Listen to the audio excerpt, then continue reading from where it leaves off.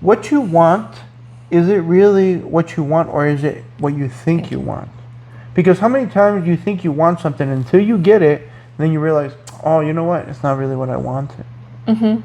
So You like, have the idea, you're like, oh, if I could just get that. It's like when you want that one, like let's say a car, and you're like, oh, it looks so great, it's gonna give me so much status. And then all of a sudden you get in it and you realize, well, it's a gas guzzler, my insurance went up. but it looks so cool. But basic maintenance, and then you realize this is not a practical vehicle. This isn't really gonna, that wasn't a good choice. I thought this is what I wanted, but then it turns out, well, it wasn't.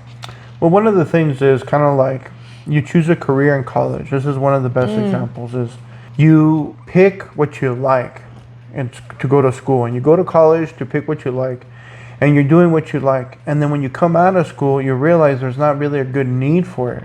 It's not very useful. Since it's not very useful, nobody pays for it. So you really can't do what you like and get paid for it. So it's kind of like you did all this schooling to realize it wasn't useful because you were set on a value metric, a value compass of deciding to do what you like instead of doing what's useful. And not just that, but a lot of times within that college career, you learn certain tactics that aren't actually transferable into the real world. Exactly. So once you get into that job, a lot of times you realize, wow, what they taught me was not what the companies are looking for. It's not what's needed. Absolutely. So while you were doing that, trying to focus on this one career, you were also spending all of that time and energy probably studying classes that you didn't need, that have no value to you in the future, but they're required to get your degree. Well, it's a nice thing to be paid for something that you love to do. But like, it's hard to get paid for what you really like to do because there's other people that would like to do the same thing. But it has to be productive. It has to be useful to somebody. Somebody has to profit in some way or another.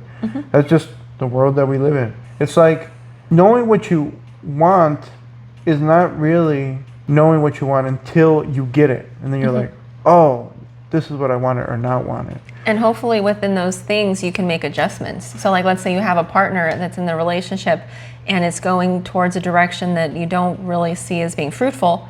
Do you have a partner now that is willing to like course correct with you?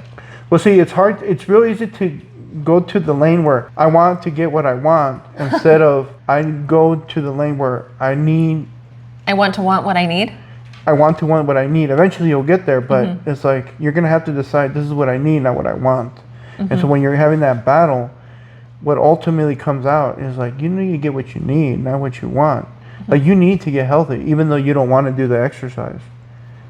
So it kind of goes like that. So like say a lot of people I hear about the relationships, equality is like, oh, it's just I don't want to settle and stuff like that.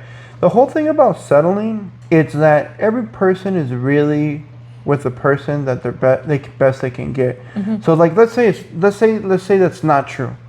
Does it make sense to get with all the options you have, the worst one? No. Or the second place or third place? No, you want to pick the best option that you have available. So the reason that you're with the person where you are is because that's what you perceive the best option is. At the time. Yeah. So like say, oh, there's a better option, but I'm married. If you really want the other option, you'll drop your marriage and go over there with the other option.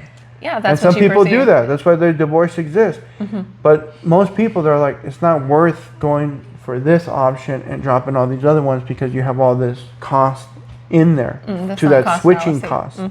So it's like you rather stay with Apple and not switch because it's a pain in the ass, the learning curve and stuff like that, even though that maybe another program is easier or better, more efficient. But it's the switching cost is too tremendous. Of like, you know what, I'm good with Apple, I'm good with Android, I don't want to switch because I have to relearn everything. It takes a lot of work.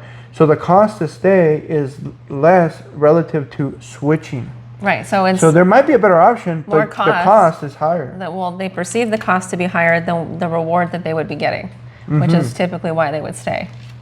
So like say a lot of men, especially men, I can talk about men and women, but like a lot of men, they really have a good girl and they don't notice because they don't have anything to compare it to. And so they drop the girl, they go with another girl, and yeah, maybe she's prettier or she's new or something like that or younger. And then they realize that's all they have, and all the other good qualities that the first girl had, they realize that's the real valuable.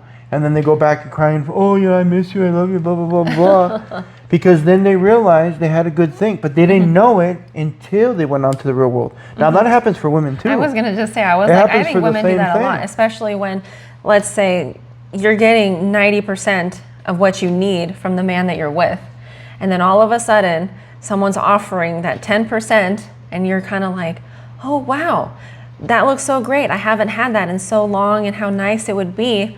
And then you leave the man that you're with for that 10%, and you realize that's all he is. He's just like the fun and games, but he's not going to take care of you. He's not going to provide for you. He's not supportive or helpful in any other way. He's just good in one department. The one department you were missing. Yeah. So like, then that's when you realize it's like that. You walk into that glass wall and you're like, wow, what I really had was a good thing. So that's when I think realizing what you want and what you need and figuring out. Like, well, that's not an easy task. We go through life trying to find out step by step. Exactly. But the ideal thing is to figure out what you need and then decide to want what you need.